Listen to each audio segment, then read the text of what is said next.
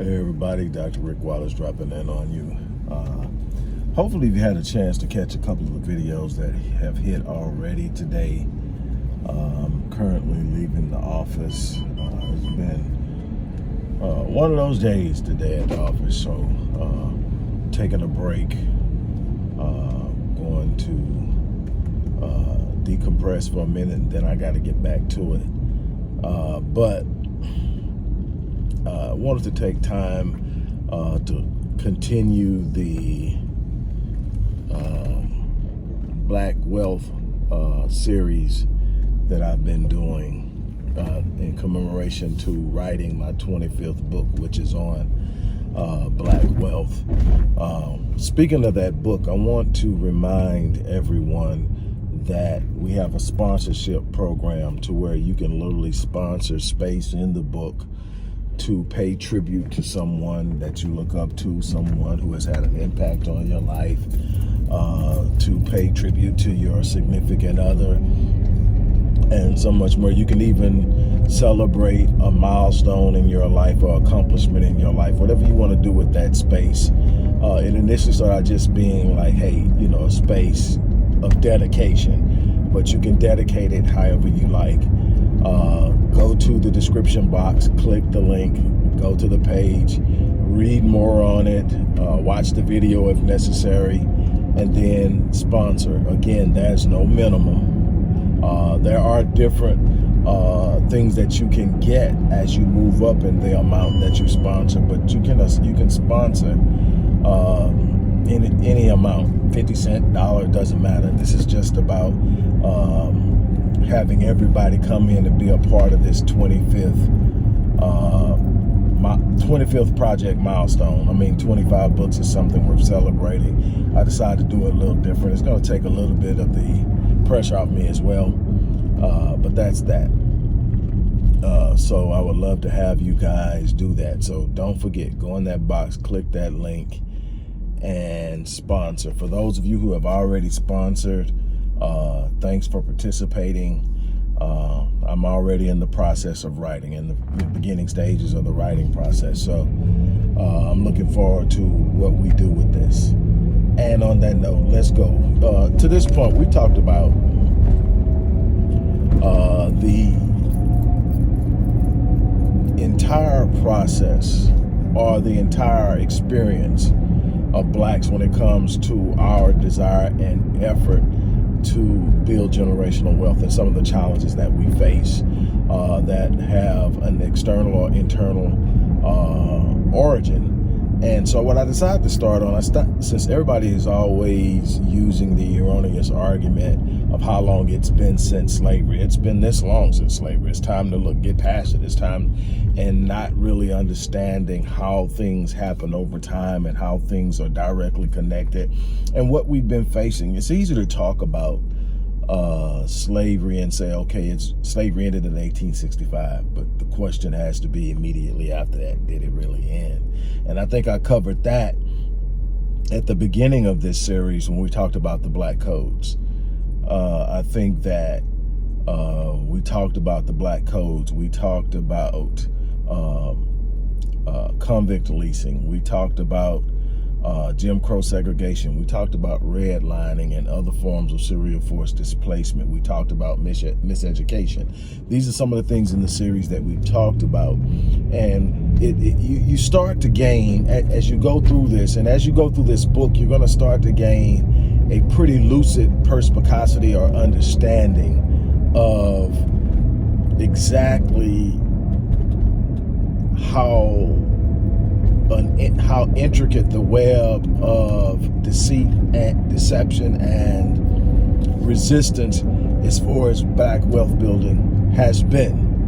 You know, we get gaslighted a lot about wealth building. We get gaslighted a lot. We are fed things that make you think blacks are unpurposed, blacks are lazy, blacks lack the capacity to focus. Do we have some issues that work against us? Yes. We're highly individualized. We're highly consumerized. We have a consumeristic mindset, and it shows. Those are things we have to work on, but there have been a lot of efforts that didn't involve individualism and consumerism, and we still met massive opposition. And so we have to talk about these things, not for the sake of complaining, but for the sake of understanding, so that we can develop strategies, so that we can be aware, so that we understand that, okay, it's not that I'm not trying. It's not that I haven't put forth the effort. It's not that I don't have a centralized focus on it, or not even that I'm not pointed toward it, but that there are literally obstacles in my way that I need to be aware of so that I know how to move around them. And this is what this is about. I'm not one for complaining. I'm not one for looking for places to place blame. Not that there isn't blame to go around. It's just that it's a wasted energy. Blaming somebody doesn't change situations. Taking action changes situations. And so that's going to be the focus of the book, is ultimately to get you aware of things so that you can take effective action, so that there can be less wasted motion, less frustration, and more effectiveness. And this is what it's about. It's about saying, hey man, this is what we need to talk about. We need to take everything that Dr. Anderson taught us about group economics. We need to take everything that Dr. Boyce Watkins is showing us about investing and financial literacy. We need to take all of that. We need to combine that with the history and understanding of how we've been handled economically, politically, academically, and so many other ways, and moving that. Even in, for instance, what we're talking about today briefly is how healthcare has contributed to our inability. Healthcare, or the lack thereof, has contributed to our inability to build wealth. When you think about wealth building, most people go straight to how much money you make, how much you have in savings, have you invested, do you have any assets, are your assets diversified, and you build out from there. You start having that academic conversation that's centered around financial literacy, financial understanding of finances and money. But we don't understand all of the inhibiting factors. It didn't matter how much you knew about money when the black codes was out. It didn't matter how much money you knew you had when you were literally being blocked out from ownership and so much more during the black codes. It didn't matter because you weren't going to be allowed to participate in the wealth building experience that was reserved at that time for whites. And so you have to be aware of that and understand that those that were able to do it were those who had some exceptional experience, some way that they maneuvered and found a hole in the net, or in many cases that we don't want to talk about, were willing to play along with the enemy in order to get their footing. And it's all of it in between. But the problem is we have to begin to understand where we're at as a collective through the lens of a collective experience. We cannot continue to allow others to take the talented tent, so to speak, parade them before the masses and say, look what they're doing, you should be able to do the same. When the truth is, the talented tent should be laying the groundwork. The talented tent should be doing the research. The talented tent should be setting out strategic measures. The talented tent should be teaching the other 90. The talented tent should be the mechanism through which we gain some traction. But in many instances, the talented tent gain a certain level of acceptance, a certain level of inclusion, and tend to want to separate and distance themselves from the 90. And all of that plays a role. But when you start to talk about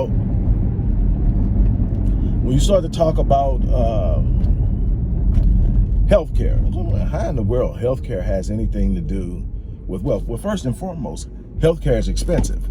And so as a general rule, access to reasonable healthcare has been an issue. Reasonable and affordable healthcare has been an issue for blacks for generations and generations. There was a time that blacks had their own hospitals, blacks had their own clinics, and integration disrupted that.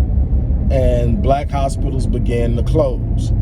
And that pushed us into white establishments and white institutions where we found not only that we could not afford. Now, what happens is when you can't afford it and you come in, say for instance, through the emergency room. Well, if you come in through the emergency room, they have to see you and they have to treat you for what your initial ailment is, to the point that they can release you without there being any additional harm caused. That's federal law. Okay, so you go in, and you don't, whether you can pay or not, you got to be seen. But you get saddled with the bill. If you can't pay the bill, it goes on your credit. Now you're starting to talk about access to financial resources for car, for home, for business. And so all of these things get negatively impacted. More importantly, if you can't afford health care, what starts to happen? You start resisting the need to be treated. You're less likely to go in and be treated, and now your health is on the decline. What happens when your health is on the decline? You miss time at work. You get to the point where you can't work. You can get to the point where you are considered disabled and you aren't working at all. Now you're dependent upon the government to provide assistance to you so that you can sustain a livable lifestyle. All of these things are things that's going to impact your ability to build wealth. There's a direct link between health and wealth building. There's a direct link between affordable health care, and wealth building. And so what we have to look at is, you have to understand that when you look at the statistics, and I'm talking factual statistics, you find out that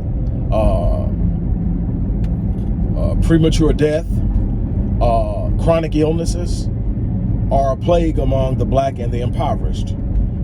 There's a distinct difference between what we see with the white community and the Black community. Well, we know that's a reality. That's a reality, and that has a massive impact on the capacity to build wealth.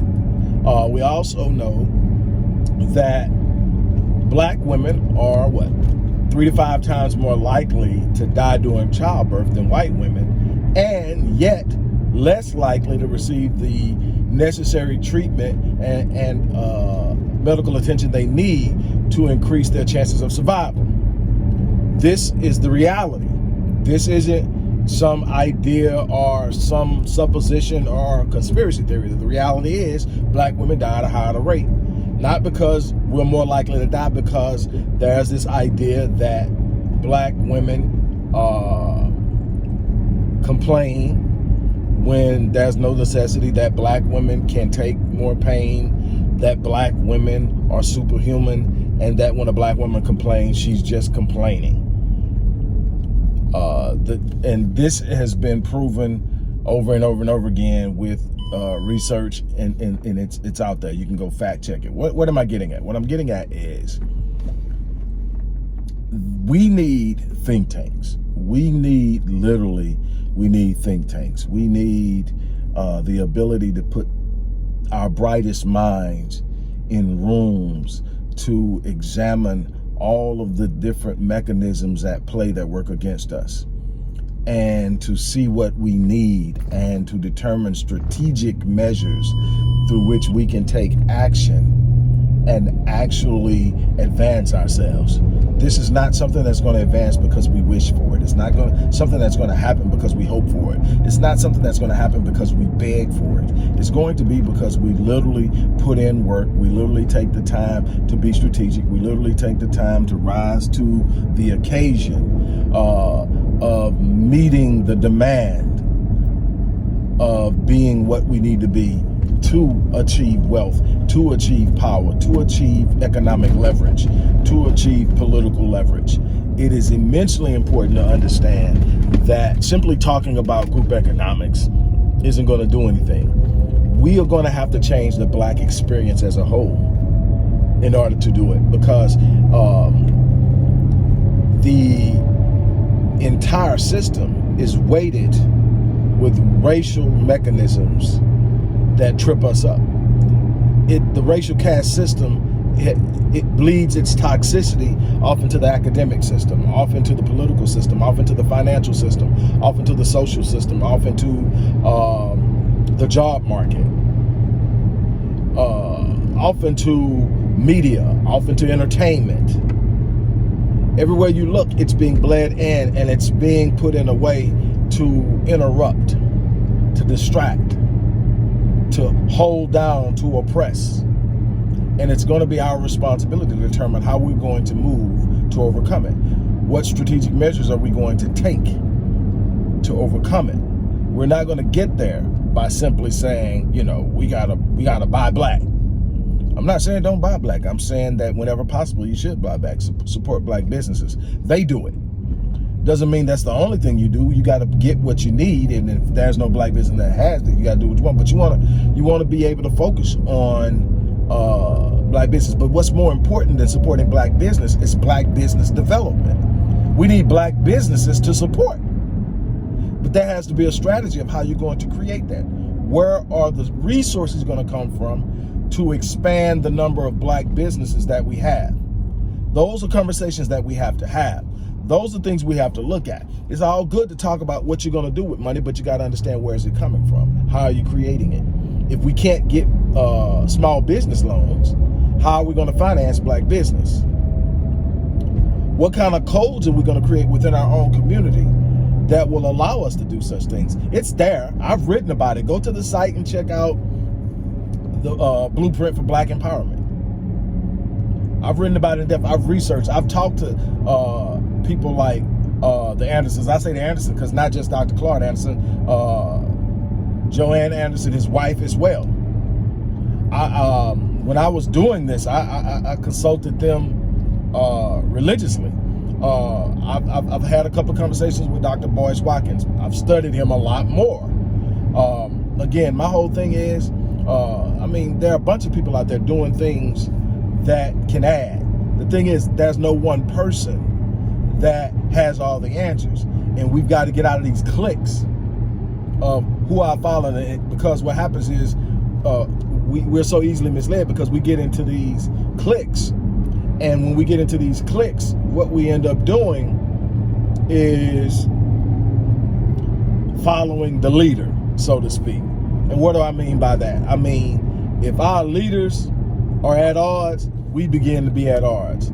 You know, the followers of this person are beefing with these people, instead of saying it's not about the person, it's about the message. It's about the gift of the person. If the person is gifted in something, if the person has something that they're bringing to the table that allows them to feed and empower people, and when I say feed, I'm not talking about food, I'm talking about wisdom, I'm talking about knowledge, I'm talking about skills, I'm talking about strategies, I'm talking about actions that can be taken. When that is the case, then that's what you focus on. You focus on what the person brings to the table. You leave the personality over there, because what'll happen is they'll have you beefing with people behind personal dislikes.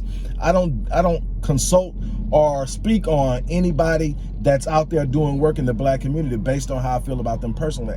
I speak on them based off of the work I see them doing. And again, I don't have to agree with everything. I just have to believe that they're really trying to do something to help people. Other thing is, I don't look for reasons to be offended. I don't look for reason to say, you know, now, does that hurt me in some ways? Yeah, because I don't get a lot of followers because I don't have a whole lot of sensationalism on my channel. I don't have a whole lot of beefing going on. I don't have a whole lot of name calling. I don't have a whole lot of stuff where I'm going after people in the community. When I go after somebody, it's because I don't believe they're doing jack for the community. I have to believe you're an enemy of the community for me to call you out by name and come for you. I believe you're an enemy of the community. I believe you're doing something that's detrimental to the community as a whole. Not one mistake, not something you have, but what you're doing has absolutely nothing to do with empowering the people. You're about you. Then yeah, I'll come for you, because I think people need to know. But everybody has qualms and quirks, and everybody has differences of opinion. We got to learn how to have differences of opinion without being vitriolic and violent and disruptive and assaultive in our disagreement. I'm saying all of that to say there's work to be done. I hope that this book really sheds light on the totality of the experience, that it really points to just what we've had to go through in order to get where we're at, and what needs to be done moving forward. Also, I really hope that you guys are a part of it. I hope that you become a part of the sponsorship program. Yes, that does help me, because I'm covering the publishing costs on this. I'm publishing this through Odyssey Media Group, which is my publishing company. There's no writer's advance or author advance or none of that. this is me doing it, and it takes a lot.